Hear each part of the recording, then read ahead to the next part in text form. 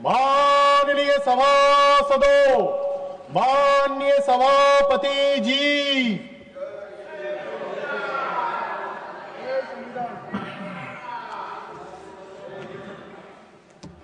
Honorable Prime Minister जी,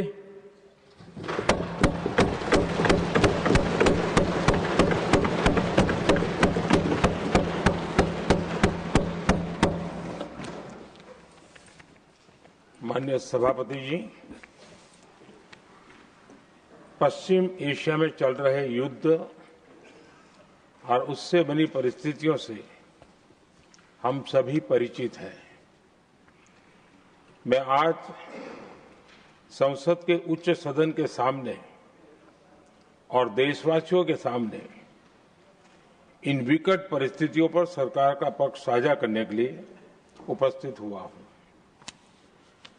पश्चिम Asia में चल रहे इस युद्ध को 3 सप्ताह से अधिक का समय हो चुका है। इस युद्ध ने पूरे विश्व में गंभीर ऊर्जा संकट पैदा कर दिया है। भारत के लिए भी ये स्थिति चिंताजनक है। इस युद्ध से हमारे व्यापार के रास्ते प्रभावित हो रहे हैं। इससे पेट्रोल, डीजल, गैस और फर्टिलाइजर जैसे जरूरी सामान की रूटीन सप्लाई प्रभावित हो रही है। गल्फ देशों में करीब 1 करोड़ भारतीय रहते हैं, वहां काम करते हैं। उनके जीवन और आजीविका की सुरक्षा भी भारत के लिए बहुत बड़ी चिंता है। हॉर्मुज़ स्ट्रेट में दुनिया के अनेक जहाज फंसे हैं। उनमें बहुत बड़ी संख्या में भारतीय क्रू मेंबर्स हैं। ये भी भारत के लिए एक बड़ी चिंता का विषय है। ऐसी विकट परिस्थिति में आवश्यक है कि भारत की संसद के इस उच्च सदन से शांति और संवाद की एकजुट आवाज पूरे विश्व में जाए।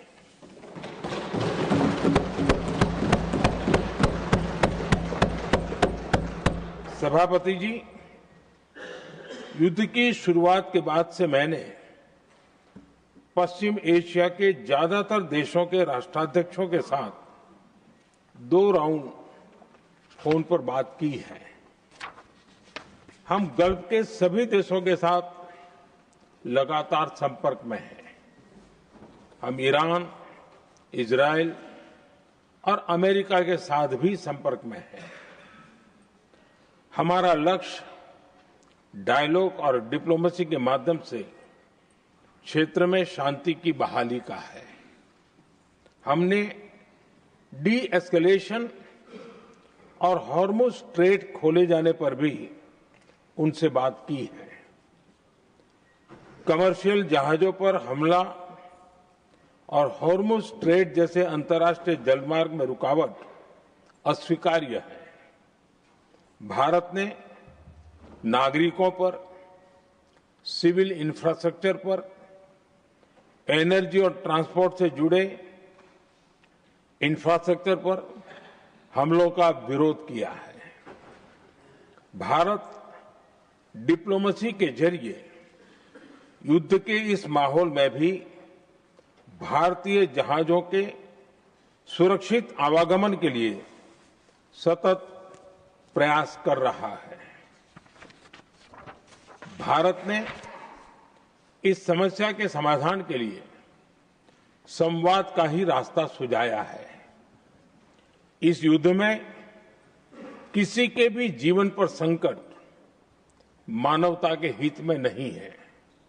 इसलिए भारत का सतत प्रयास सभी पक्षों को जल्द से जल्द शांतिपूर्ण समाधान के लिए प्रोत्साहित करने का है। सभापति जी, संकट की स्थिति में देश विदेश में भारतीयों की सुरक्षा हमारी बहुत बड़ी प्राथमिकता है। युद्ध शुरू होने के बाद से लेकर अब तक 3,75,000 से अधिक भारतीय सुरक्षित भारत लौट चुके हैं।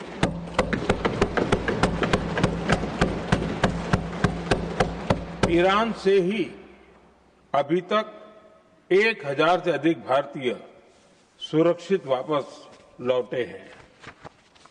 इनमें 700 से अधिक मेडिकल की पढ़ाई करने वाले युवा हैं। हमारी सरकार संकट के इस समय में पूरी संवेदनशीलता से काम कर रही है। सभी देशों ने वहां मौजूद भारतीयों की सुरक्षा का पूरा आश्वासन दिया है। हालांकि ये बहुत दुखद है कि हमलों के कारण कुछ भारतीयों की मृत्यु हुई है और कुछ घायल भी हुए हैं। ऐसे मुश्किल हालात में परिवारजनों को आवश्यक मदद दी जा रही है। जो घायल हैं, उनका बेहतर इलाज सुनिश्चित कराया जा रहा है। सभापति जी, होर्मुज स्ट्रेट विश्व व्यापार के सबसे बड़े रूट्स में से एक है। विशेष तौर पर कच्चे तेल, गैस और फर्टिलाइजर से जुड़ा परिवहन इस क्षेत्र से बहुत बड़ी मात्रा में होता है। युद्ध के बाद से ही होर्मुज स्ट्रेट में जहाजों का आना जाना बहुत चुनौतीपूर्ण हो गया है। लेकिन विपरीत परिस्थितियों के बावजूद हमारी सरकार ने संवाद से, कूटनीति के माध्यम से रास्ते बनाने का प्रयास किया है। प्रयास ये है कि जहां से भी संभव हो वहां से तेल और गैस की सप्लाई भारत पहुंचे। ऐसी हर कोशिश के नतीजे भी देश देख रहा है। बीते कुछ दिनों में दुनिया के अनेक देशों से कच्चा तेल और एलपीजी से भरे जहाज भारत आए हैं।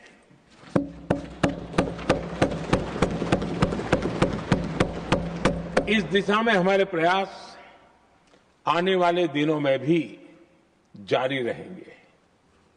सभापति जी, भारत का प्रयास है कि तेल हो, गैस हो, फर्टिलाइजर हो, ऐसे हर जरूरी सामान से जुड़े जहाज भारत तक सुरक्षित पहुंचे। लेकिन इस युद्ध से बनी वैश्विक परिस्थितियां अगर लंबे समय तक बनी रहती है तो गंभीर दुष्परिणाम तय है। इसलिए भारत ने अपनी रेजिलियंस बढ़ाने के लिए जो भी प्रयास बीते वर्षों में किए हैं, उनको और गति दे रहा है।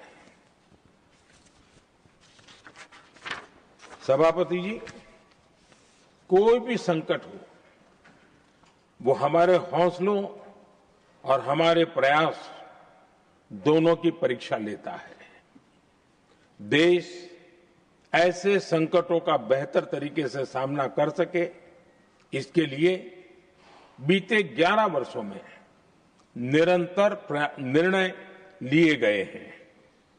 एनर्जी इंपोर्ट का डाइवर्सिफिकेशन ऐसे ही प्रयासों का हिस्सा है। पहले क्रूड ऑयल, एलएनजी, एलपीजी ऐसी एनर्जी जरूरतों के लिए 27 देशों से इंपोर्ट किया जाता था। वहीं आज भारत 41 देशों से एनर्जी इंपोर्ट करता है।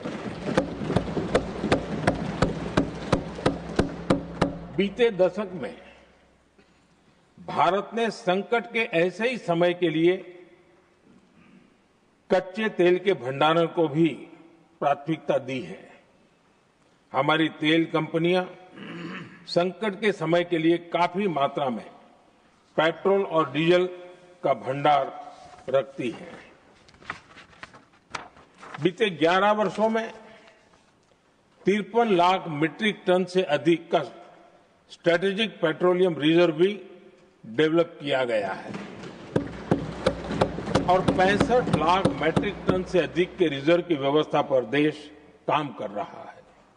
साथ ही बीते दशक में भारत की रिफाइनिंग कैपेसिटी भी अच्छी खासी बढ़ाई गई है। मैं आपके माध्यम से सदन को और देश को ये आश्वासन देना चाहता हूं कि भारत के पास क्रूड ऑयल के पर्याप्त स्टोरेज के और निरंतर सप्लाई की व्यवस्थाएं हैं।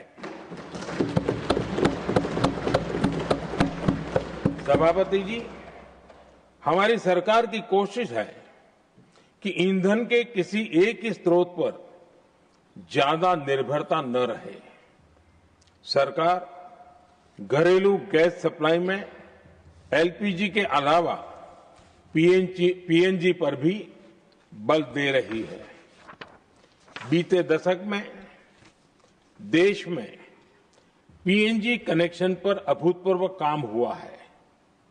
बीते दिनों में इस काम को और तेज किया गया है। साथ ही एलपीजी के घरेलू उत्पादन को भी बड़े पैमाने पर बढ़ाने का प्रयास किया जा रहा है। सभापति जी, बीते वर्षों में सरकार का निरंतर प्रयास रहा है कि हर सेक्टर में दूसरे देशों पर निर्भरता कम से कम हो। हम ज्यादा से ज्यादा आत्मनिर्भर हो, यही एकमात्र विकल्प है। जैसे भारत का 90% से अधिक ट्रेड विदेशी जहाजों पर होता है, ये स्थिति किसी भी वैश्विक संकट में भारत की स्थिति को और भी गंभीर बना देती है। इसलिए सरकार ने मेड इन इंडिया जहाज बनाने के लिए करीब 70,000 करोड़ रुपए का अभियान शुरू किया। भारत आज ship building, ship breaking, maintenance and overhauling ऐसी हर सुविधा के निर्माण पर तेज गति से काम कर रहा है। भारत अपने डिफेंस सेक्टर को भी अधिक रेजिलिएंट बना रहा है। बीते दशक में किए गए प्रयासों से भारत आज अपनी जरूरत के अधिकांश हथियार भारत में ही बना रहा है। एक समय था जब भारत अपने जीवन रक्षक दवाओं के कच्चे माल यानी एपीआई के लिए भी दूसरे देशों पर बहुत अधिक निर्भर था। बीते वर्षों में देश ने भारत में ही एपीआई इकोसिस्टम बनाने के लिए अनेक प्रयास किए हैं। इसी प्रकार रेयर अर्थ मिनरल्स में विदेशी निर्भरता को कम करने के लिए भी बड़े कदम उठाए जा रहे हैं।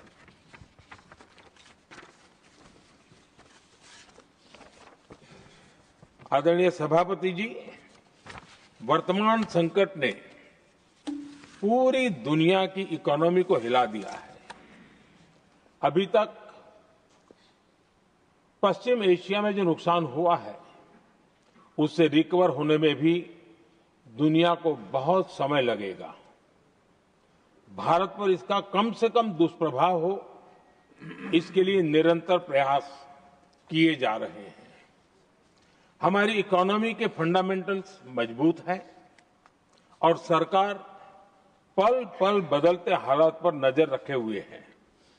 सरकार इसके शॉर्ट टर्म, मीडियम टर्म और लॉन्ग टर्म ऐसे हर प्रभाव के लिए एक रणनीति के साथ काम कर रही है। भारत सरकार ने एक इंटर मिनिस्ट्रियल ग्रुप भी बनाया है। ये ग्रुप नियमित मिलता है और हमारे इंपोर्ट एक्सपोर्ट में आने वाली हर दिक्कत का आकलन करता है और ये ग्रुप आवश्यक समाधान पर भी निरंतर काम करता रहा है। जैसे कोरोना के समय में अलग अलग सेक्टर्स की चुनौतियों से निपटने के लिए एक्सपर्ट्स और ऑफिसर्स के एम्पावर्ड ग्रुप्स बने थे, वैसे ही कल ही ऐसे 7 नए एम्पावर्ड ग्रुप्स का भी गठन किया गया है। ये group supply chain, petrol diesel, fertiliser, gas, महंगाई ऐसे विषयों पर त्वरित और दूरगामी रणनीति के तहत कार्रवाई करने का काम करेंगे। मुझे पूरा भरोसा है कि साझा प्रयासों से हम परिस्थितियों का बेहतर सामना कर पाएंगे। आदरणीय सभापति जी, सरकार ये भी प्रयास कर रही है कि आने वाले बुआई के सीजन में किसानों को पर्याप्त खाद मिलती रहे। सरकार ने खाद की पर्याप्त सप्लाई के लिए आवश्यक तैयारियां की हैं। सरकार का निरंतर प्रयास है कि किसानों पर किसी भी संकट का बोझ न पड़े। मैं देश के किसानों को फिर आश्वस्त करूंगा कि सरकार हर चुनौती के समाधान के लिए उनके साथ खड़ी है।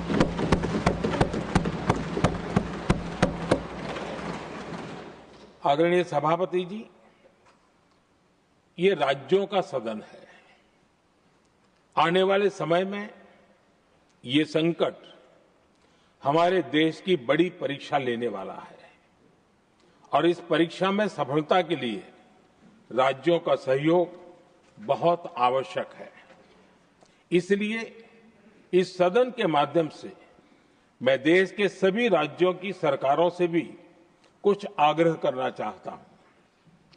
संकट के समय गरीबों पर, श्रमिकों पर, प्रवासी साथियों पर बहुत बुरा असर पड़ता है। इसलिए पीएम गरीब कल्याण अन्न योजना का लाभ समय पर मिलता रहे, ये सुनिश्चित करना होगा। जहां प्रवासी श्रमिक साथी काम करते हैं, उनकी परेशानियों को दूर करने के लिए प्रोएक्टिव कदम उठाए जाएं। ऐसी स्थितियों पर नजर रखने के लिए राज्य सरकारें विशेष व्यवस्थाएं करें तो इससे काफी सुविधा होगी। राज्य सरकारों को एक और चुनौती पर भी बहुत अधिक ध्यान देना होगा। ऐसे समय में कालाबाजारी करने वाले, जमाखोरी करने वाले बहुत एक्टिव हो जाते हैं। जहां से भी ऐसी शिकायतें आती हैं, वहां त्वरित कार्रवाई होनी चाहिए। जरूरी चीजों की सप्लाई निर्बाध चलती रहे, ये सुनिश्चित करना हर राज्य की प्राथमिकता होनी चाहिए। आदरणीय सभापति जी, मैं सभी राज्य सरकारों से एक अनुरोध और करना चाहता हूं। संकट चाहे कितना भी बड़ा हो, भारत की तेज ग्रोथ बनाए रखना हम सभी का दायित्व है। हमें इसके लिए हर जरूरी कदम, हर जरूरी रिफॉर्म्स तेजी से करते रहने होंगे। ये राज्य सरकारों के पास बहुत बड़ा अवसर भी है। ये टीम इंडिया की भी बहुत बड़ी परीक्षा है।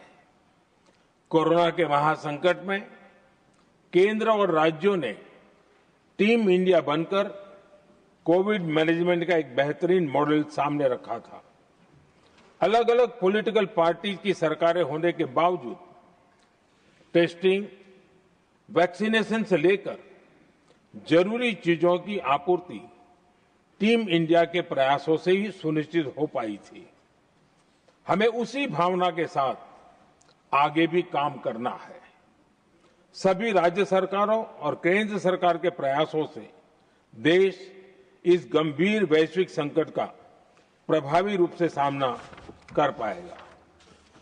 आदरणीय सभापति जी, ये संकट अलग प्रकार का है और इसके समाधान भी अलग प्रकार से ही तय किए जा रहे हैं। हमें धीरज के साथ, संयम के साथ, शांत मन से हर चुनौती का मुकाबला करना है। आदरणीय सभापति जी, जैसा कि हम देख रहे हैं कि इस युद्ध को लेकर पल पल में हालात बदल रहे हैं, इसलिए मैं देशवासियों से भी कहूंगा कि हमें हर चुनौती के लिए तैयार रहना ही होगा। इस युद्ध के दुष्प्रभाव लंबे समय तक रहने की प्रबल आशंका है, लेकिन मैं देशवासियों को भरोसा देता हूं, सरकार सतर्क है, तत्पर है और पूरी गंभीरता से रणनीति बना रही है, हर निर्णय ले रही है। देश की जनता का हित हमारे लिए सर्वोपरि है।